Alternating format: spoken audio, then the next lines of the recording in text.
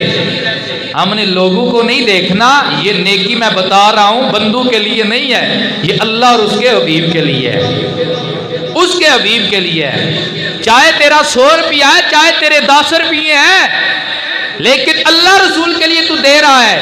بندے کہتے رہے، کہتے ہیں، کہتے رہے ہیں، کہتے رہیں گے، لیکن اللہ کیا فرماتا ہے؟ فَمَن يَعْمَلْ مِثْقَالَ ذَرَّةٍ خَيْرًا يَرَهُ۔ تو اگر ایک چھوٹی ذرہ برابر نیکی بھی لے کر آئے گا نا، میری عدالت میں اس کا بھی اجر پا لے گا، میری عدالت میں اس کا بھی اجر پا لے گا، چھوٹی سی نیکی۔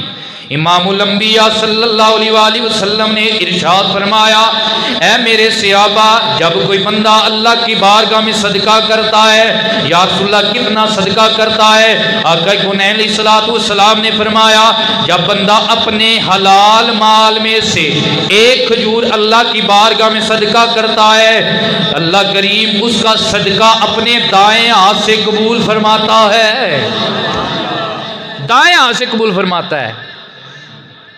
ہم نے حکومت کو کوئی چیز دینی ہو، عمران خان صاحب کے مختلف پلان ہیں، ادھر بھی ڈالیں حصہ، ادھر بھی ڈالیں حصہ، ادھر بھی ڈالیں حصہ، تو کسی کا دل کر پڑے کہ حکومت کو تو کوئی شے دینی ہے، کبھی ایسا ہو میں شے دوں اور میرے ہاتھ سے شے وقت کا وزیر اعظم عمران خان پکڑے۔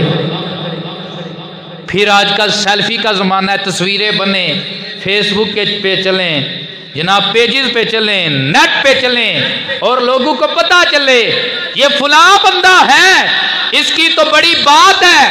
کیوں؟ یہ جب بھی کوئی حکومت کو اپنا فنڈ دیتا ہے نا، تو ملازم نہیں اس سے لیتے، وقت کا وزیر اعظم عمران خان اس سے پکڑتا ہے خود۔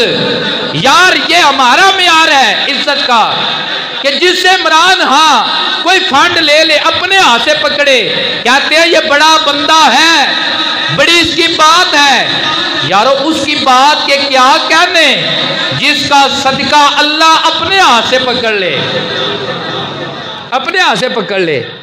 میرے حضور فرماتے ہیں جب صدقہ دیتا ہے، ایک کھجور دیتا ہے، حضور فرماتے ہیں اللہ اس کی تربیت فرماتا ہے، جس طرح تم کسی بچڑے کو پالتے ہو وہ بڑا بن جاتا ہے، وہ بیل بن جاتا ہے، اسی طرح اللہ کریم بھی ایک کھجور صدقے کو تربیت کرتا ہے، اس کے ثواب کے حجم میں اللہ کریم بڑھوتری کرتا ہے۔ یا رسول اللہ وہ کتنا بڑا ہو جاتا ہے؟ فرمایا دنیا میں ایک کھجور دی ہوگی، دن معاشر میں پہاڑ کے برابر اجر مل جائے گا۔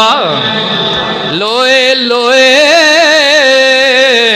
پار لے کڑیے تے جو تد پانڈا پرنا شام پئی بن شام محمد کر جاؤندی نے ڈرنا۔